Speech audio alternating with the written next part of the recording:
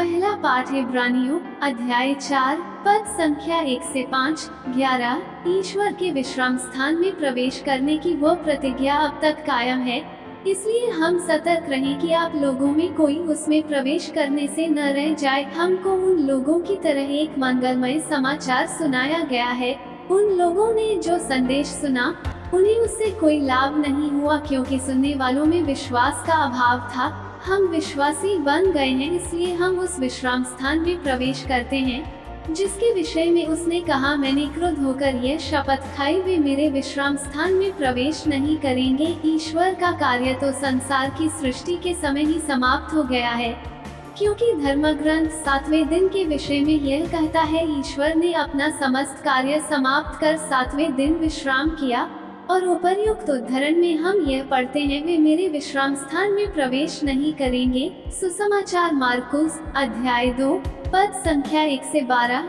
जब कुछ दिनों बाद ईसा कफरनहूम लौटे तो यह खबर फैल गई कि वे घर पर हैं, और इतने लोग इकट्ठे हो गए कि द्वार के सामने जगह नहीं रही। ईसा उन्हें सुसमाचार सुना ही रहे थे कि कुछ लोग एक अर्धांग रोगी को 4 आदमियों से उठवाकर उनके पास ले आए। भीड़ के कारण वे उसे ईसा के सामने नहीं ला सके, इसलिए जहां ईसा थे उसके ऊपर की छत उन्होंने खोल दी और छेद से अर्धांग रोगी की चारपाई नीचे उतार दी। ईसा ने उन लोगों का विश्वास देखकर अर्धांग रोगी से कहा, बेटा, तुम्हारे पाप क्षमा हो गए हैं। वहाँ कुछ शास्त्री बैठे हुए थे, वे सोचते थे, यह क्या कहता है, यह ईश निंदा करता है।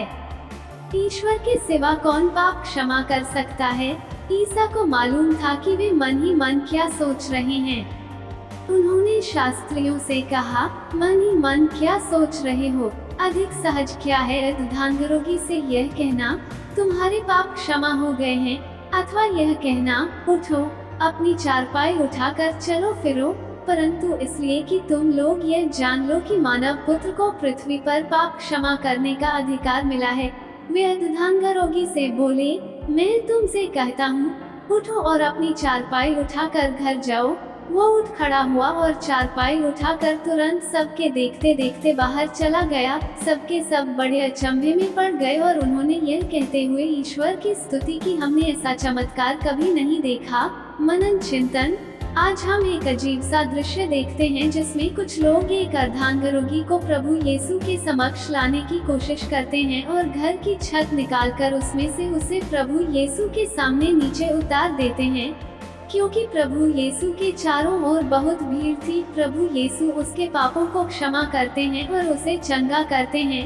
यह एक अलग तरह का चमत्कार है जिसमें प्रभु यीशु उस अर्धांग रोगी को दूसरों के विश्वास के कारण चंगा करते हैं।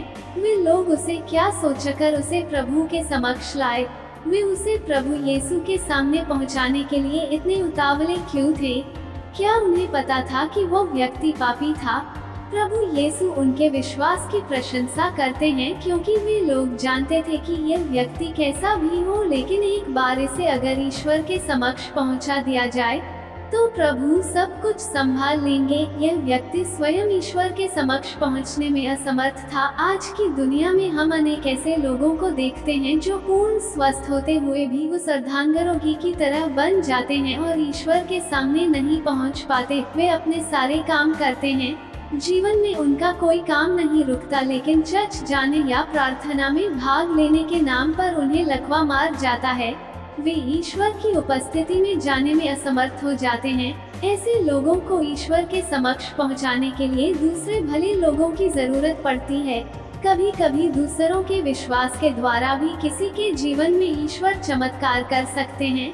हमें ऐसे लोगों के लिए प्रार्थना करने की जरूरत है जो ईश्वर से विमुख हो गए हैं। क्या मालूम हमारे विश्वास के कारण ही ईश्वर उनके पापों को क्षमा कर दे और उन्हें नया जीवन प्रदान कर दे। आमीन।